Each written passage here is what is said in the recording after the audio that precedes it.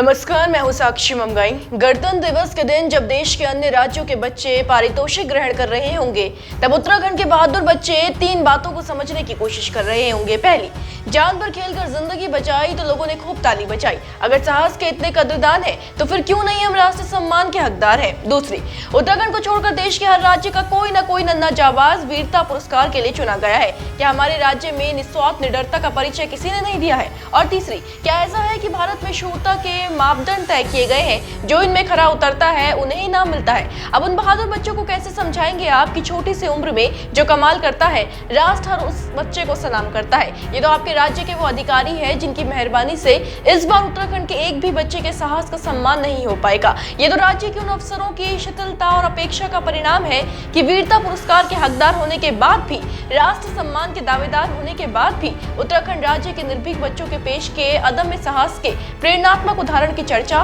राष्ट्रीय पटल पर इस साल नहीं हो पाएगी। क्या है ये मामला जो उत्तराखंड के लिए विडंबना की वजह बन गया है, जो प्रदेशवासियों के भीतर विवशता और क्रोध का भाव एक साथ जगा रहा है? जानने के लिए रिपोर्ट देखिए।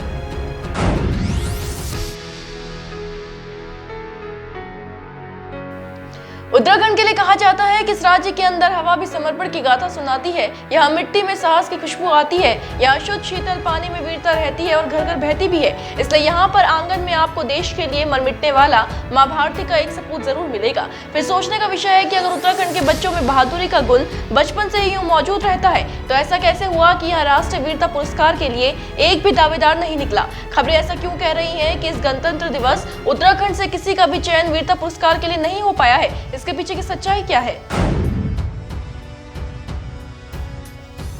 जी नहीं, ऐसा नहीं है कि उत्तराखंड में बहादुर बच्चों की कोई कमी है, बल्कि आए दिन अखबारों में खबरें छपती हैं कि कैसे यहाँ किसी बच्चे ने साहस का परिचय दिया, अपनी जान पर खेलकर दूसरे की जान बचाई। ऐसे कई जिलों के उदाहरण हैं जहाँ पर ये बहादुर बच्चे गुलदार से तक लड़ गए, कभी अपने भाई बहन को बचाने के लिए, कभी अपने कक्षा के साथी को बचाने के लिए। ये तमाम बच्चे वीरता पुरस्कार के हकदार है, लेकिन समस्या ये है कि दावेदार होने के बावजूद भी इन्हें राष्ट्रीय पुरस्कार नहीं मिल सकता, क्योंकि संबंधित अधिकारियों द्वारा इनका नाम राज्य बाल कल्याण परिषद को नहीं भेजा गया। जब नाम ही नहीं गया तो पुरस्कार कैसे मिलेगा?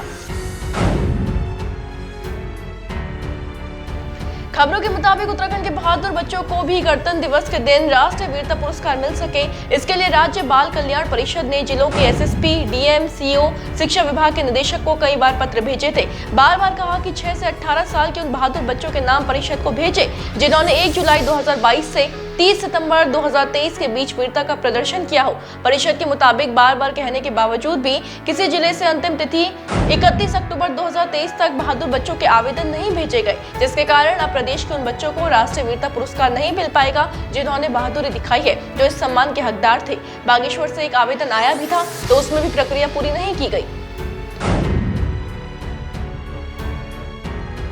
जिया खबरों के अनुसार बागेश्वर जिला के जीआईसी अमसियारी के छात्र भास्कर परियार का नाम राज्य बाल कल्याण परिषद को वीरता पुरस्कार के लिए भेजा गया था।